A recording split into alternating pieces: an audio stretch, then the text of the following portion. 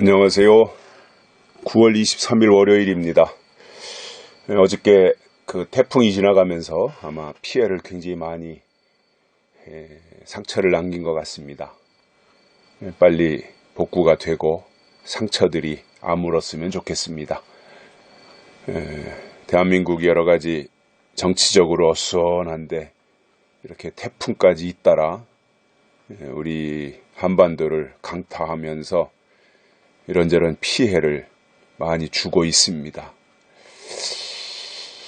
봄이었나요? 그때는 강원도에 산불이 나가지고 피해를 주더니 또 이제 가을이 되면서는 한 일주일, 10일 전인가요? 태풍이 지나갈 때가 또 금세 태풍이 뒤쫓아와가지고 이런저런 고통을 주고 있습니다.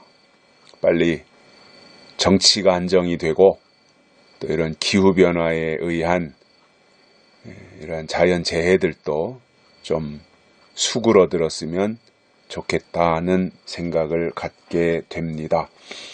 이제 어느덧 9월 달도 이제 하반기, 하순으로 접어드네요. 오늘이 23일이니까 9월 달도 이제 한 주간밖에 남지 않았습니다.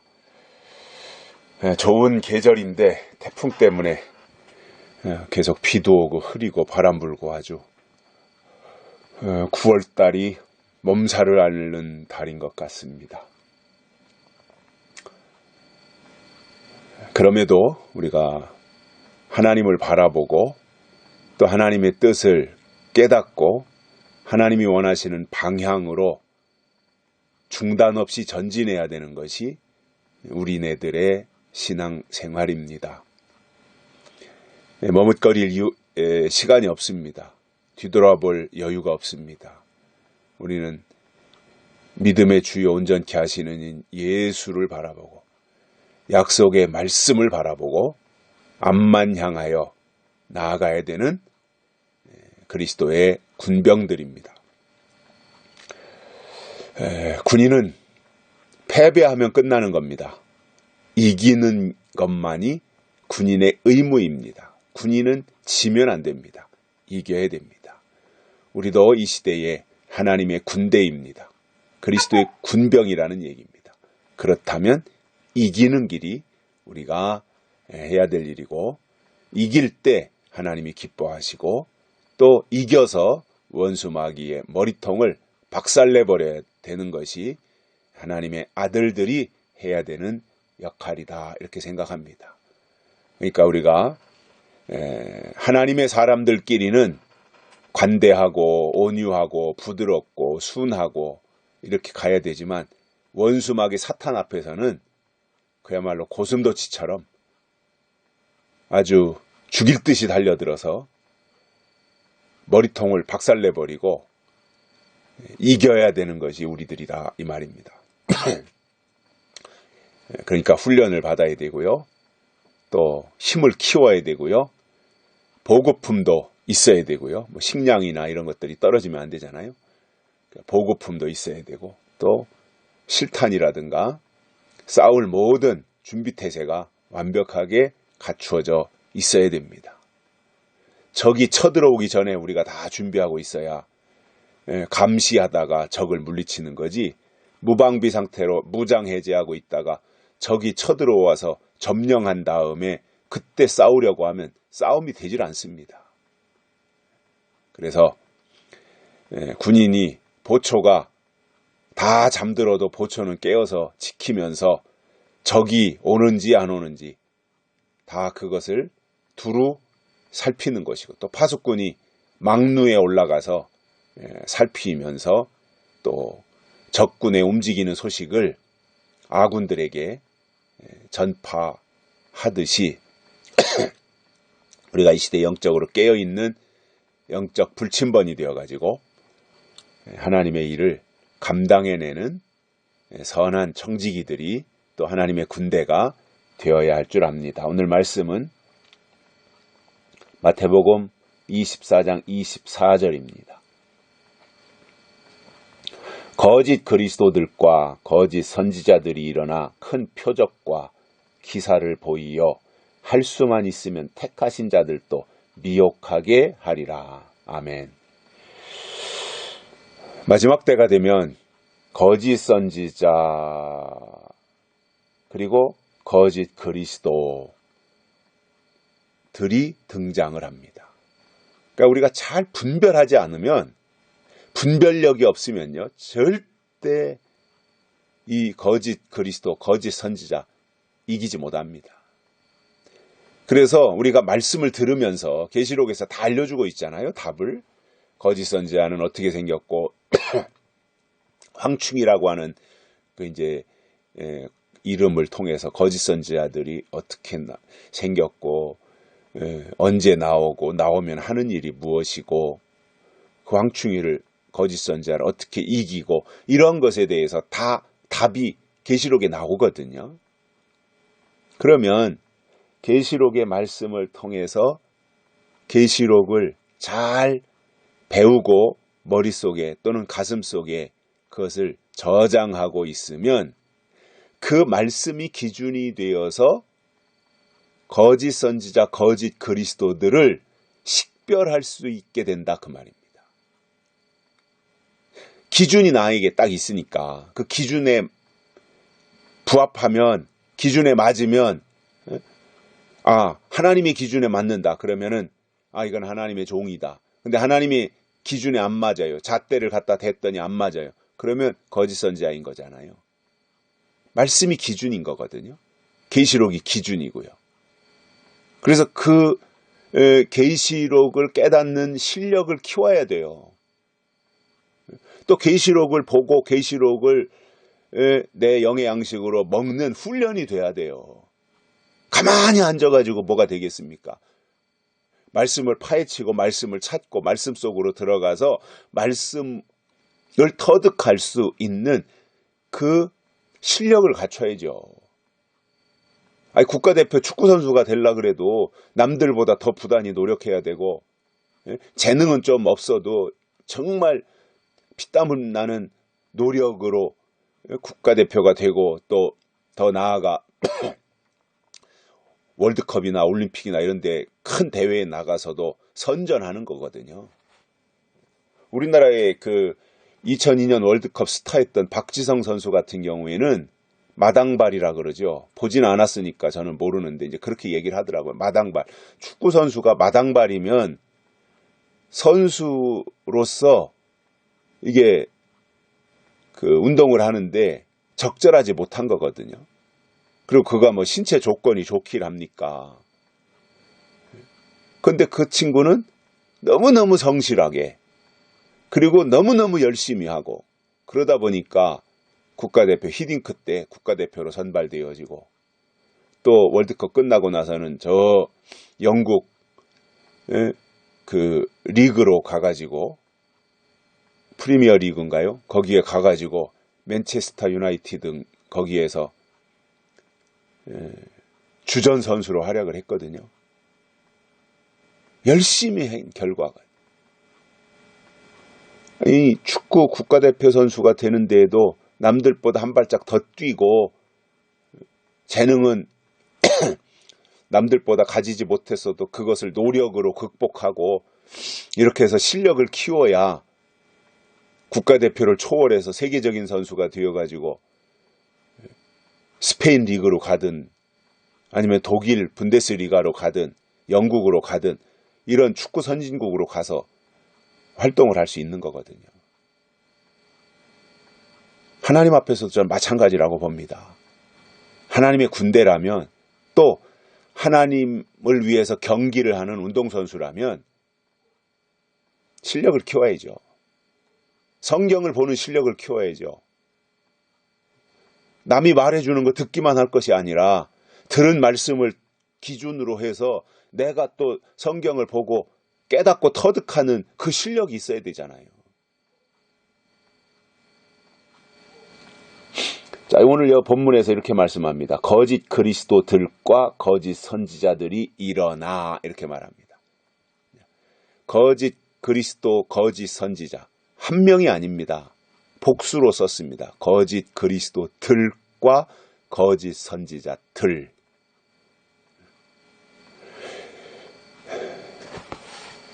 그러니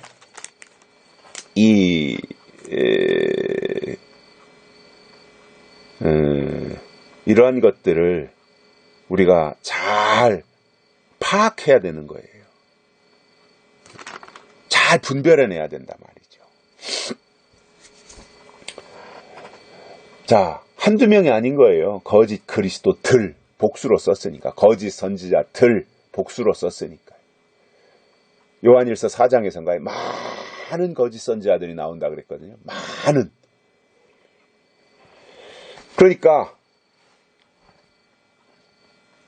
거짓 선지자들은 숫자가 많아요. 그 오죽 했으면 2리 때라 그랬겠어요. 2리 때는 떼제비로 다니거든요. 숫자도 많고. 조직을 하고 당을 짓고 그렇게 해서 움직이는 세력이 거짓 선지자 또는 거짓 그리스도다 이겁니다. 그런데 그들이 나타나면 하는 일이 있어요. 뭐냐면 큰 표적과 기사를 보인답니다. 나타낸다는 겁니다. 표적과 기사를 나타낸다는 겁니다. 그래서 여러분 마지막 때요. 교회에서 표적과 기사가 나타난다고 하나님의 역사라고 생각했다가는요. 나중에 지 발등 찍고 싶은 때가 올 겁니다. 마귀 사탄이가 미련하지 않아요. 하나님 버금가게 영리한 게 사탄이에요. 사탄이 이미 장악한 세상에서 역사하겠습니까? 사탄이요. 마지막 때 교회 안에서 역사하는 거예요. 근데 무엇으로 역사하는 거예요? 표적과 기적으로 역사한다는 겁니다. 기사로. 표적과 기사로. 큰 표적이에요. 그러니까 교회 안에서 표적이 나타나고 교회 안에서 능력이 나타난다고 해서 좋아할 거 없습니다. 분별하지 못하고 무분별하게 쫓아가다가는요. 거짓 선지자, 거짓 그리스도들이 행하는 표적에 홀가닥 넘어가서 영혼을 빼앗기는 거예요. 그러니까 제가 드리고 싶은 얘기는 그거예요. 거짓 선지자들, 거짓 그리스도들이 나오면 큰 표적과 기사를 행하니까 교회에서 무슨 능력이 나타나고 표적이 나타난다고 그래서 아이코 하나님의 역사구나 하고 거기에 휩쓸리지 말고 그것이 진짜 이 시대 하나님이신 하나님의 역사인지 아닌지를 성경을 통해서 분석하고 분별한 후에 가담을 하든 말든 결정을 해야 된다 그겁니다. 그리고요. 또 생각나서 말씀을 드리는데 자, 마지막 때잖아요. 어디 가서 함부로 안수기도 받지 마세요. 큰일 납니다. 어디 가서 무슨 신분도 알지 못하고 그냥 이런저런 뜨내기들이 공연히 무슨 병 고치네 어쩌네 하면서 예언기도 해주냐 어쩌고 하면서 안수기도 해주고 머리다 손 얹고 그냥 방언을 섞어가지고 기도하면 참 저는 우리 이 말씀을 듣는 현재 듣고 있는 사람들 중에는 그런 분들이 안 계시겠지만 이제 앞으로 아직 이 말씀을 듣지 못한 사람들이 그러한 나타나는 기적이나 현상을 쫓아다니는 사람들이 있을 수 있거든요. 그런 분들을 위해서 제가 말씀을 드리는 거예요. 절대 큰일 납니다. 지금 이 시대는요. 예언의 말씀이면 족합니다. 그리고 예언의 말씀이 선포되는 곳에서 때가 돼서 하나님이 역사하실 수 있어요. 그거는 하나님의 역사로 받아들이고 감사하면 돼요. 말씀이 없이 나타나는 기적이 문제지 예언의 말씀이 있는 곳에서 혹시 기사와 이적이 나타난다면 그건 하나님의 역사로 받아들이면 되는 거예요.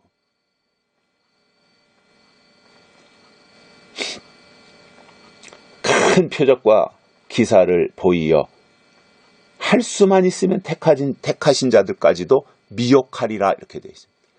우는 사자와 같이 삼킬 자를 두루 찾으며 굶주린 사자처럼 먹잇감을 찾아다니는 그 모습과 같이 표적과 기사를 통해서 택하신 자들을 미혹하는 것이 거짓 선지자, 거짓 그리스도들의 목적이라는 겁니다. 그들의 목적을 알아야 내 영혼을 지키잖아요. 아무 교회 나가서 예배 드린다고 거기 하나님이 계신 거 아니잖아요. 큰 교회라고 해서 거기 하나님 계신 거 아니잖아요. 말씀이 하나님이신데 말씀이 있어야 거기 하나님이 계신 거지 말씀이 없는데 무슨 하나님이 계셔요.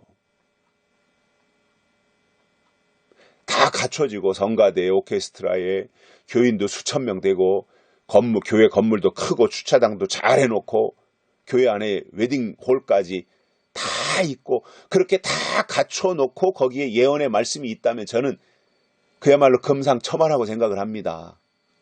근데 그게 쉽습니까? 쉬우냐고요, 그게. 어떤 면에서 시편에 나오나요? 의인에게는 고난이 많으니라 그랬거든요.